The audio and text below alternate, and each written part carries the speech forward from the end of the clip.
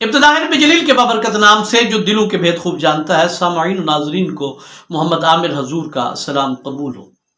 دوستان گرامی قدر، ابو داؤد شریف کی ایک روایت ہے کہ ایک خاتون تھی، اس خاتون کا بچہ بیٹا جوان مصطفیٰ کریم رؤوف الرحیم صلی اللہ علیہ وسلم کے ہمراہ جنگ لڑنے کے لیے کسی غزوے پہ چلا گیا، جہاد پہ چلا گیا۔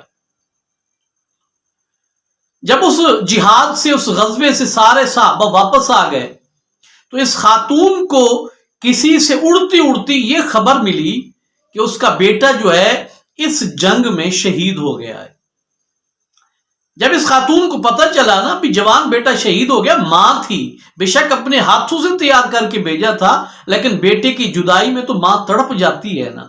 لیکن اس مائی کا تڑپنا دیکھیں، سمجھ نہیں آیا کہ باہر نکلی، لیکن باہر نکلنے سے پہلے اس نے بالکل اچھے طریقے کے ساتھ نقاب کیا، مکمل شرعی طور پہ نقاب کرنے کے بعد اب جس راستے سے صحابہ آ رہے تھے نا، اس راستے پہ کھڑی ہو گئی اور ہر آنے والے سے پوچھتی ہے کہ میرے بیٹے کے بارے میں بتاؤ، میرا بیٹا کہاں ہے؟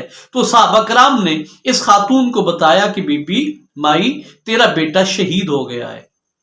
جب اس عورت کو پکی خبر مل گئی، کنفرم خبر مل گئی کہ میرا بیٹا شہید ہو گیا ہے، تو وہ اس وقت خاموش تو ہو گئی، لیکن لگ رہا تھا کہ اس کے جسم کی نا ہچکیاں بندھی ہوئی ہیں، یعنی خاموش آواز میں وہ اپنے بیٹے کے لیے رو رہی تھی، لیکن اس حالت میں بھی اس نے واویلا نہیں مچایا، ادھر ادھر دوڑی بھاگی نہیں، شور نہیں کیا، اور برابر اپنے پردے کا خیال کر کے کھڑی ہوئی تھی۔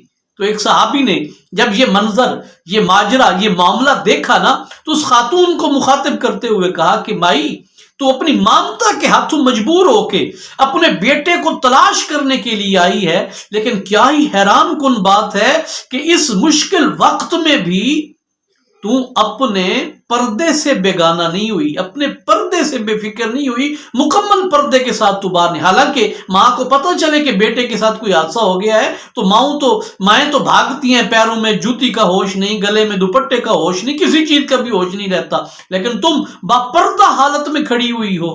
تو اس خاتون نے جو جواب دیا نا، اس جواب کے لیے میں نے یہ پوری ویڈیو بنائی ہے۔ وہ خاتون صحابی رسول کا یہ سوال سننے کے بعد پتہ کیا کہتی ہیں؟ آپ فرماتی ہیں بھائی سوال پوچھنے والے اور مجھے پردے کے متعلق بتانے والے، بات سن، میرا بیٹا مرا ہے، میری غیرت نہیں مر گئی۔ سبحان اللہ، کیا جواب دیا یار۔ کہتی ہیں میرا بیٹا فوت ہوا ہے، میرا بیٹا مرا ہے، میری غیرت نہیں مر گئی۔ اگر میں اپنے بیٹے کی محبت میں مجبور ہو کے سرپٹ دوڑتی اور پردے کا خیال حیا نہ کرتی تو میں اپنے مصطفیٰ کو یہاں کیا منہ دکھاتی، قیامت والے دن اپنے خدا کو کیا منہ دکھاتی۔